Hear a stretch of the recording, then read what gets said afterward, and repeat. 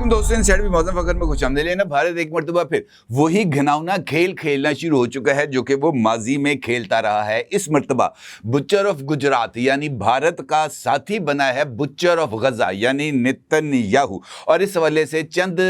तस्वीर या पोस्टें सोशल मीडिया पर फैलाई गई हैं जिनमें कहूटा रिसर्च लेबॉर्ट्रीज का जिक्र किया गया है और उन तस्वीर को कहूटा रिसर्च लेबॉर्ट्रीज की तस्वीर करार दिया गया है। इन तस्वीर में कहूटा रिसर्च लेबॉर्ट्रीज में बनने वाली नई कंस्ट्रक्शंस को जाहिर किया गया है और कहा गया है कि पाकिस्तान अपनी एटमी सलाहियत में इजाफा कर रहा है और एटमी सलाहियत में इजाफा करने के लिए पाकिस्तान ने यूरेनियम इनरिचमेंट की शरह बढ़ा दी है ताकि मजीद एटमी हथियार बनाए जा सकें। इस सूरत हाल में सवाल है और बहुत ही इंपॉर्टेंट सवाल है कि भारत पाकिस्तान के एटमी प्रोग्राम को लेकर अब कौन सा खेल खेलना जा रहा है। ये सवाल भी अहमियत का हामिल है कि भारत मई में होने वाली 4 रोज़ा लड़ाई में पाकिस्तान का साथ देने वाले ममालिक के साथ किस तरह का रवैया अपनाकर उन्हें अपने खिलाफ करने पर क्यों उकसा रहा है। ये सवाल भी बहुत ज़्यादा अहमियत का हामिल है कि इसराइल इस खेल में किस तरीके से भारत को इस्तेमाल कर रहा है या भारत इसराइल के कंधे पर बंदूक रख कर चलाना चाह रहा है। इन सवालात के जवाबात तलाश करते हैं। कुछ ज़्यादा दूर जाने की ज़रूरत नहीं। अगर हम इसका आगाज़ करें भारत की तरफ से ऑपरेशन सिंदूर से तो मेरा ख्याल है कि हमारे सामने पिक्चर ज़रा क्लियर हो जाएगी, क्योंकि इस ऑपरेशन सिंदूर में पाकिस्तान की तरफ से भारत को धूल चटाई गई और टका के धूल चटाई गई, जिसका अभी तक जो भारत है वो अपने ज़ख्म चाट रहा है और वो कोशिश कर रहा है, बहाना ढूंढ रहा है कि किसी तरीके से वो अपने इस ऑपरेशन सिंदूर, जिसके बारे में खुद उन्होंने ऐलान किया है कि हमने इस ऑपरेशन को रोका है, ख़त्म नहीं किया और किसी मुनासिब वक्त पर इस ऑपरेशन का दोबारा आगाज किया जाएगा। इस ऑपरेशन सिंदूर के दौरान जब पाकिस्तान की तरफ से जवाब आया और पाकिस्तान को अपने इस जवाब में दोस्त ममालिक का ताउन भी हासिल रहा, अगरचे तमाम तर जंग पाकिस्तान ने खुद लड़ी लेकिन उसके साथ पाकिस्तान के मुख्तलिफ ममालिक के साथ दिफाई कोऑपरेशन हैं जैसे चीन है या तुर्किया। इन दोनों ममालिक को इस जंग के खात्मे के बाद भारत की तरफ से तनकीद का निशाना बनाया गया। खास तौर पर तुर्किया के हवाले से तो भारत के अंदर बाज़ाब्ता तौर पर मुहिम चलाई गई और तुर्किया का सोशल बाइकॉट करने का ऐलान किया गया। यहाँ तक कि भारत के जो टूर ऑपरेटर्स थे उन्होंने तुर्किया के जो ट्रिप्स बुक किए हुए थे उन्होंने उसको भी कैंसिल किया ताकि ये तासुर दिया जा सके कि भारत के अंदर तुर्किया के हवाले से बड़े ही सख्त जज्बात पाए जाते हैं और इसका मकसद ये था कि तुर्किया को किसी तरह के माशी दबाव में लाकर उनको पाकिस्तान के साथ जो ताल्लुकात हैं उनसे दूर किया जाए। यही सूरत हाल चाइना के साथ हुई और अभी रिसेंटली भारत के deputy chief of army staff general Rahul Singh ने पाकिस्तान की कामयाबी को चीन की मरहून मिन्नत करार दिया, जबकि खुद चीन के पिलाफ के जो सरबराह थे अभी जो पाकिस्तान के दौरे पर हैं उन्होंने इस ख्वाहिश का इज़हार किया कि वो पाकिस्तान से ये जो इलेक्ट्रॉनिक वॉरफेयर है ये सीखना चाहते हैं। तो इसका मतलब ये है कि ये कामयाबी भारत को हजम नहीं हो रही। अब उसका दूसरा पहलू है कि हर मुल्क के किसी न किसी दूसरे मुल्क के साथ या जो है ना वो इख्तलाफात मौजूद होते हैं, चाहे वो सरहदी इख्तलाफात हों चाहे वो और तरह के इख्तलाफात हों। इसी तरीके से तुर्किया के कब्रस और जो यूनान इनके साथ इख्तलाफात मौजूद हैं। भारत अब ये कोशिश कर रहा है कि वो इख्तलाफात जो कि तुर्किया के यूनान या कब्रस के साथ मौजूद हैं उनको उभारा जाए और यूनान और कब्रस को उकसाया जाए कि वो तुर्किया के ख़िलाफ़ किसी तरह की कार्रवाई करें। इस मकसद के लिए भारत ने सरकारी सतह पर बल्कि उनके प्राइम मिनिस्टर जो हैं नरेंद्र मोदी उनकी तरफ से पेशकश की गई है यूनान और कब्रस को। ये कोई ढकी छुपी पेशकश नहीं है, ये रिकॉर्ड पर पेशकश है कि भारत यूनान और कब्रस को ब्राह्मोस मिसाइल जो है वो फराहम करेगा ताकि वो तुर्किया के ख़िलाफ़ अपने दिफा को मौसर और मजबूत बना सकें। इसका मतलब ये है कि तुर्किया के ख़िलाफ़ भारत ने कब्रस या यूनान को इस्तेमाल करने का फैसला किया और इसका मकसद यह था कि तुर्किया को दबाव में लाया जा सके। अब इसकी कड़ी जाके जुड़ती है ईरान और इसराइल जंग के दौरान, जहां पर इसराइल और भारत ने ज्वाइंट वेंचर किया ایران کے خلاف، اور موساد اور را نے باضابطہ طور پر ہاتھ ملا کر ایران کے دفاع کو کمزور کرنے کی کوشش کی، اور ایران کے ساتھ بھارت نے اپنے تعلقات کو استعمال کیا موساد یا اسرائیل کے فائدے کے لیے، اور ڈرونز وہاں پر لائے، اسمبل کیے اور ڈرونز کے ذریعے وہاں پر حملے کیے، اور اسی طریقے سے ایران کا جو ریئل ٹائم ڈیٹا تھا وہ شیئر کیا مختلف ان کے آفیسز کا اسرائیل کے ساتھ۔ اب یہ تمام چیزیں کھل گئی ہیں، اور یہ بات بھی طے ہے کہ اسرائیل ایک اور حملہ کرنا چاہتا ہے ایران پر، اور ایران پر یہ حملہ محض ایک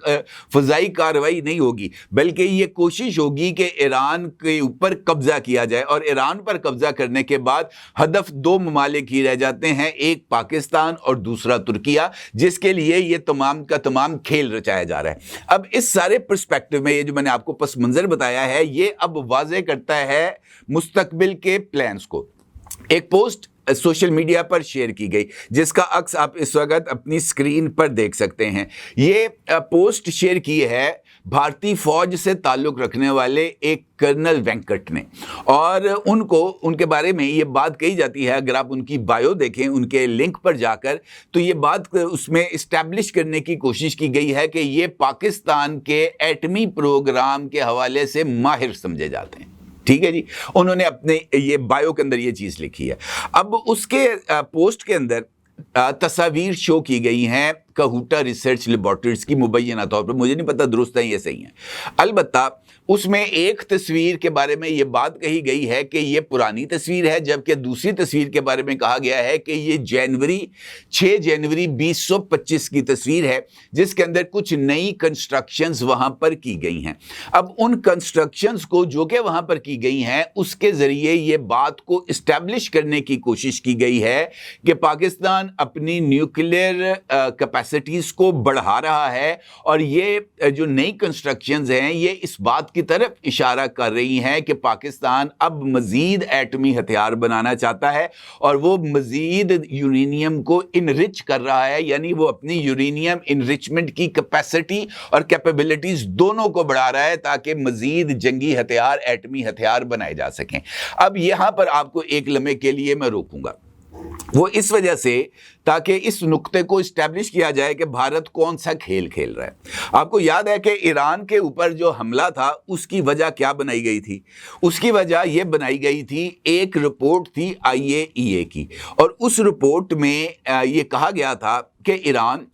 کے پاس جو انرچڈ یورینیم ہے اس کی مقدار ہے 407.8 کلو۔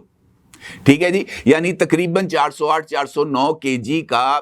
افزودہ یورینیم جو کہ 60% تک افزودہ تھا وہ ایران کے پاس موجود تھا، اور IAEA کی رپورٹ یہ بات کا اشارہ دے رہی تھی کہ اگر ایران یورینیم کو مزید انرچ کرتا ہے، 60% سے بڑھا کر 90% کرتا ہے، تو وہ 8 سے 10 کم طاقت والے ایٹمی ہتھیار بنانے میں کامیاب ہو جائے گا، یا اس طرف اس کا راستہ کھل جائے گا، اور اگلے 2-4-6 مہینے کے اندر وہ ممکنہ طور پر ایٹمی ہتھیار بنا لے گا۔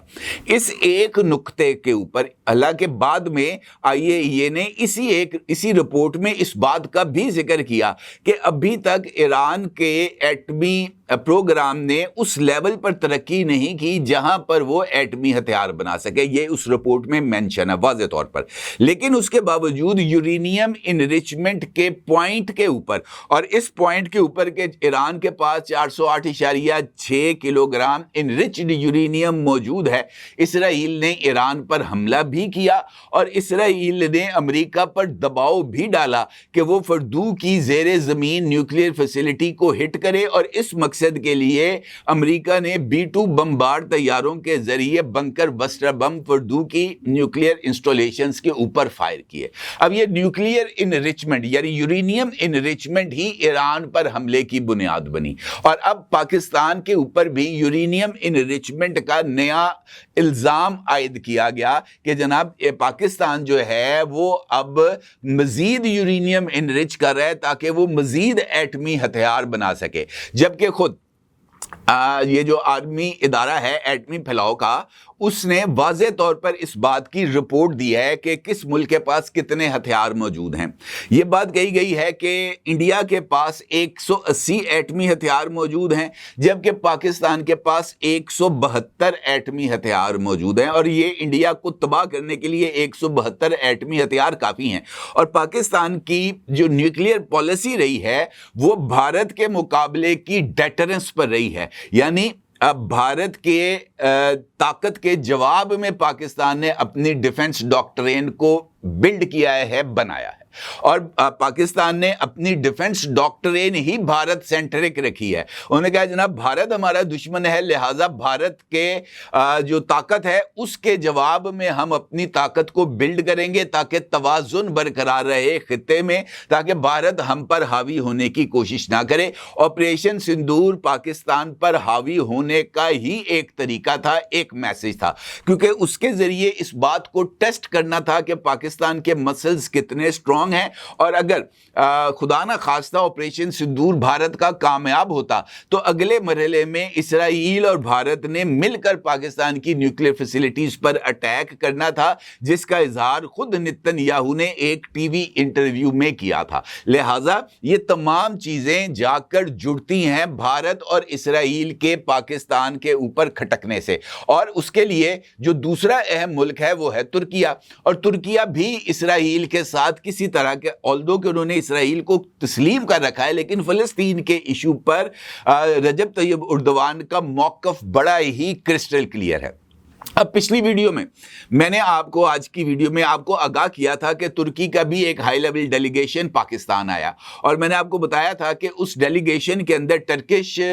جو ہیں فارن منسٹر اور ٹرکش ڈیفنس منسٹر موجود ہیں۔ ان دونوں کی ملاقات ہوئی ہے اسحاق ڈار صاحب کے ساتھ، اور اس ملاقات کے بعد جو میڈیا بریفنگ دی گئی اس کے اندر پاکستان نے اس بات کا اظہار کیا کہ وہ ترکیہ کے ساتھ تعلقات کو مزید گہرائی میں لے کے جائے گا، مزید آگے بڑھائے گا، اور ترکیہ کے ساتھ دفاعی تعاون کو بھی وسعت دی جائے گی۔ جب جرنلسٹوں نے ٹرکش فارن منسٹر سے پوچھا کہ آپ کا اس کے بارے میں کیا رائے ہے، تو ان کا یہ کہنا تھا کہ جو اسحاق ڈار نے کہا وہی ہمارا موقف ہے۔ اور اس کے بعد یہ جو ٹرکش ڈیلیگیشن ہے اور ان کا جو وزیر دفاع تھے، انہوں نے ایئر چیف ظہیر بابر سدھو صاحب سے بھی ایئر ہیڈ کوارٹر میں جا کر ملاقات کی، تو یہ ڈاٹس ہم بڑے آسانی کے ساتھ کنیکٹ کر سکتے ہیں۔ اب بھارت کیا کھیل کھیل رہا ہے، یہ میرے نزدیک ایک بڑا ہی امپورٹنٹ سوال ہے، کیونکہ جس طریقے سے میں نے آپ سے گزارش کی ہے، میں نے اپنے آرگومنٹ کو بلڈ کیا ہے آپ کے سامنے کہ ایک جانب انڈیا، قبرص اور یونان دونوں کو براموس میزائل دے کر ان کے ڈیفنس کو مضبوط کرنے کا چورن دے رہا ہے، یعنی وہ ان کو اکسا رہا ہے ترکیہ کے خلاف، اور ترکیہ کے خلاف اکساتے ہوئے ان کو یہ چورن بیچا جا رہا ہے کہ آپ کا دفاع براموس میزائل کر لیں گے۔ ٹھیک ہے جی۔ دوسری جانب اسرائیل اور بھارت دونوں اب یہ نیوکلیئر انریچمنٹ کے نام پر نیا چورن بیچیں گے امریکہ کے آگے، کہ جناب جس طریقے سے ایران نیوکلیئر میدان میں آگے بڑھ رہا تھا، اس نے اپنا یورینیم انرچ کر لیا تھا اور وہ ایٹم بم بنانے کے قریب تھا، اسی طریقے سے پاکستان اب ایٹمی پروگرام کو آگے بڑھا رہا ہے، اور ممکنہ طور پر یہ خیال ہے کہ وہ یہ آرگومنٹ بلڈ کریں گے کہ پاکستان نیوٹرون یا ہائیڈروجن بم بنانے کی طرف بھی آگے چل پڑا ہے، لہٰذا اس کو اب NPT یا کسی اور ایٹمی عدم پھیلاؤ کے جو ہے نا ادارے کے تابع لانا چاہیے، یہاں پر IAEA کو ایکسیس دینی چاہیے پاکستان کے نیوکلیئر پروگرام تک، کیونکہ یہ سارے کا سارا ڈرامہ ایک دم سے کریٹ کرنے کا مقصد اس کے علاوہ کچھ نہیں ہو سکتا۔ اور یہ بات بھی واضح ہے کہ پاکستان ابھی تک نہ NPT کا ممبر ہے، نہ ہی پاکستان نے NPT پر دستخط کیے ہیں، اور نہ ہی پاکستان نے نو فرسٹ یوز ایگریمنٹ کے اوپر دستخط کیے ہیں۔ پاکستان کا ایٹمی پروگرام کسی عالمی ادارے کے کنٹرول میں نہیں ہے اور نہ ہی ہونا چاہیے، یہ بات بھی طے ہے۔ اب یہ جو ساری صورتحال انفیکٹ جیو پولیٹیکل ڈیولپ ہو رہی ہے، یہ مجھے ایسے لگتا ہے کہ یہ ایک نیا محاذ پاکستان، ترکی، چین اور ایران کے خلاف بلڈ کیا جا رہا ہے، اور اس کے اندر بنگلہ دیش کو بھی شامل کیا جا رہا ہے، کیونکہ اس سارے سینیریو کے اندر بنگلہ دیش دیش میں یہ جو یونس صاحب کی حکومت ہے وہ انڈیا کو ایک آنکھ نہیں بھاری، اور ان کا یہ ماننا ہے کہ حسینہ واجد کو ہی بنگلہ دیش میں جانا چاہیے۔ اب یہ جو ساری کھچڑی ہے یہ انفیکٹ اسی مقصد کے لیے پکائی جا رہی ہے۔ اور جس طرح ماضی میں اگر آپ کو میں ایک مثال دوں، ایک خبر شائع ہوئی تھی، اور بھارت کا ایک اخبار ہے اکنامک ٹائمز اور انڈیا ٹائمز، یہاں پر یہ خبر شائع ہوئی تھی جس کے ساتھ یہ تمام چیزیں لنک کرتے ہیں کہ پاکستان ایک بین البر اعظمی میزائل بنا رہا ہے، ٹھیک ہے جی، اور جس کی رینج 12,000 کلومیٹر ہوگی اور جو امریکہ کو بھی ہٹ کر سکے گا۔ پھر اسی طرح کی خبر ایک امریکی اخبار میں بھی، ایک ڈیفنس جرنل کے اندر بھی شائع ہوئی، اور پھر امریکہ کی طرف سے یہ رد عمل آیا کہ جناب پاکستان جو ہے وہ بین البر اعظمی میزائل نہیں بنائے گا، کیونکہ پاکستان اگر ایسا میزائل بنائے گا جس سے امریکہ کو خطرہ ہوگا تو پاکستان کو اس کی اجازت نہیں دی جائے گی۔ اب یہ انڈین میڈیا سے خبر فلوٹ ہوئی اور امریکن اخبارات میں جا کر پہنچی، تو یہ سارے کے سارے نیکسز ہیں، جو سارے کے سارے ڈاٹس ہیں کہ پاکستان کو انٹرنیشنل لیول کے اوپر ذرا تھوڑا سا دباؤ میں لانے کی کوشش کی جائے۔ حد تو یہ ہے کہ یہ ایسا ملک کر رہا ہے جس کی یہ جو ایٹمی معاملات کے اوپر جو کمزور پالیسی ہے وہ ڈھکی چھپی نہیں۔ اب تک مصدقہ طور پر 8 ایسے واقعات جو ہے وہ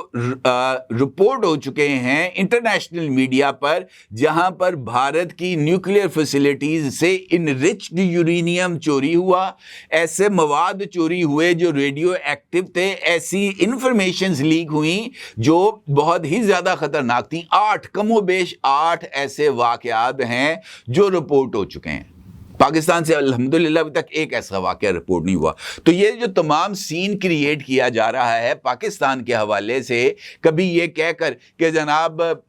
جو لانگ رینج میزائل بنا رہے ہیں، بین البر اعظمی میزائل بنائے جا رہے ہیں، یا یورینیم انریچمنٹ کی مقدار میں اضافہ کیا جا رہا ہے تاکہ پاکستان ایٹمی اپنے جو نیوکلیئر ایسٹس ہیں اس میں اضافہ کر سکے، یہ سب کے سب انفیکٹ پاکستان کو دباؤ میں لانا ہے اور پاکستان کے دوست ممالک کو دباؤ میں لانے کی کوشش ہے۔ ایک جسے ہم کہہ سکتے ہیں کہ ایک سازش ہے جو کہ بچر آف گجرات اور بچر آف غزہ دونوں مل کے لڑ رہے ہیں، بنا رہے ہیں پاکستان کے خلاف اور پاکستان کے دوستوں کے خلاف، تاکہ انہیں بھارت کی مخالفت یا اسرائیل کی مخالفت سے دور رکھا جا سکے۔ اور اس سارے ایشو کو میرا خیال ہے کہ پاکستان جو ہے وہ نہایت اچھے انداز میں ایڈریس کر رہا ہے، خطے کے دوست ممالک پر مشتمل ایک پلیٹ فارم بنا کر، اور ان تمام ممالک کے ساتھ اپنی ڈیفنس ٹائز میں اضافہ کر کے ان کو ایک پلیٹ فارم پر اکٹھا کر کے ایک جوائنٹ ڈیفنس میکنزم کی طرف جا کر، اور میرا خیال ہے کہ اس سے بڑھ کر پاکستان کے لیے بلیسنگ اور کچھ نہیں ہو سکتی۔ اپنے ضرور اظہار کیجیے گا۔ آپ کا بہت شکریہ۔ اللہ حافظ۔